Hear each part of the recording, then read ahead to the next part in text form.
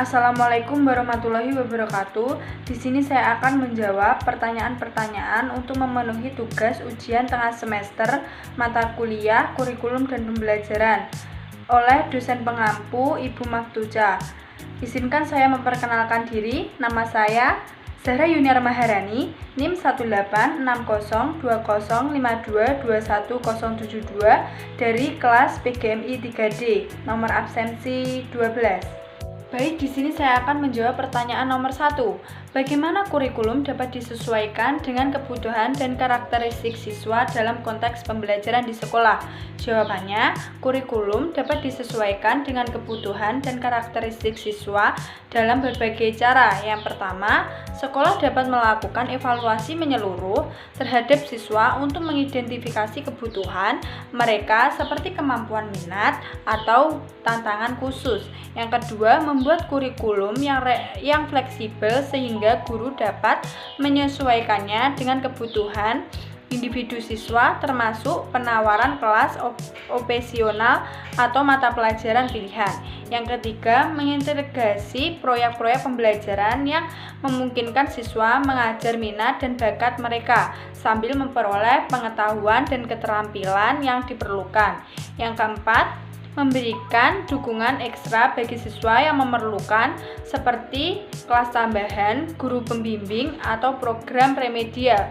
Yang terakhir, mendorong kolaborasi antara siswa yang dapat memungkinkan mereka belajar atau sama lain dan kontribusi sesuai dengan kekuatan masing-masing.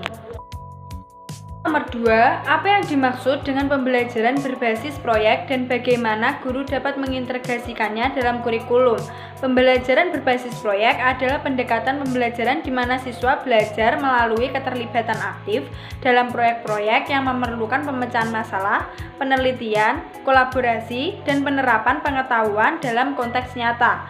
Guru dapat mengintegrasikannya dalam kurikulum dengan langkah-langkah berikut. Yang pertama, tentukan tujuan pembelajaran yang ingin dicapai melalui proyek berbasis proyek. Yang kedua, pilih proyek yang relevan dengan materi pembelajaran dan tujuan pembelajaran. Pastikan proyek tersebut menantang dan menarik bagi siswa.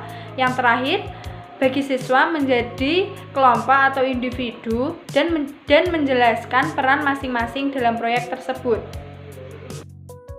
Pertanyaan nomor 3, bagaimana teknologi dapat digunakan dalam mendukung pembelajaran dalam kurikulum? Yang pertama, perangkat seperti komputer, tablet, dan papan tulis interaktif dapat digunakan dalam kelas untuk membuat pembelajaran lebih menarik dan efisien. Yang kedua, teknologi mendukung pembelajaran jarak jauh yang bermanfaat saat siswa tidak dapat hadir dalam fisik di sekolah. Yang ketiga, teknologi memungkinkan penggunaan simulasi untuk menjelaskan konsep yang kompleks dan membantu siswa memahami lebih baik materi pelajaran melalui Zoom atau Google Meet. Pertanyaan nomor 4, mengapa evaluasi kurikulum sangat penting dilakukan dan berikan contoh konkret evaluasi kurikulum. Evaluasi kurikulum sangat penting karena melalui proses ini kita dapat mengukur efektivitas dan relevansi kurikulum dalam mencapai tujuan pendidikan. Ini membantu mengidentifikasi perbaikan yang perlu dilakukan, peningkatan kualitas pembelajaran, dan mengadaptasi kualitas kurikulum sesuai dengan perubahan lingkungan dan kebutuhan siswa. Evaluasi kurikulum juga membantu dalam pengambilan keputusan kebijakan pendidikan. Berikut contoh-contoh konkret evaluasi. Yang pertama, mengukur prestasi siswa dengan mengadakan ujian, tugas, dan proyek. Hasil ini membantu menilai apakah kurikulum berhasil mencapai tujuan pendidikan. Yang kedua, mengumpulkan umpan balik siswa mengenai pengalaman pembelajaran mereka melalui survei, wawancara, atau diskusi kelompok. Ini membantu memahami perspektif siswa terhadap kurikulum.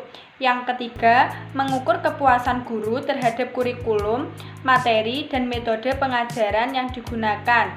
Ini dapat membantu meningkatkan dukungan guru terhadap kurikulum. Pertanyaan yang kelima, jelaskan dan berikan contoh konkret guru dalam melakukan penilaian dalam pembelajaran yang efektif. Penilaian dalam pembelajaran yang efektif adalah suatu proses penting di mana guru mengumpulkan, menganalisis, dan menggunakan informasi untuk menilai kemajuan siswa dan menginformasikan pengajaran mereka.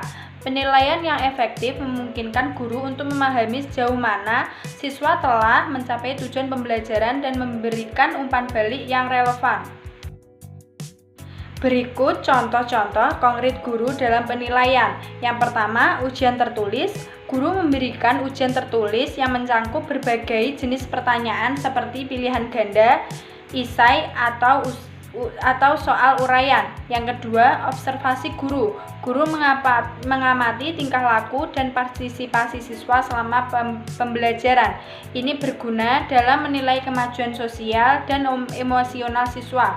Contohnya, guru memantau bagaimana siswa berinteraksi dalam diskusi kelompok. Yang ketiga, tes online. Penggunaan teknologi untuk mengukur pemahaman siswa melalui platform online dengan pilihan ganda, pertanyaan singkat, atau tugas interaktif.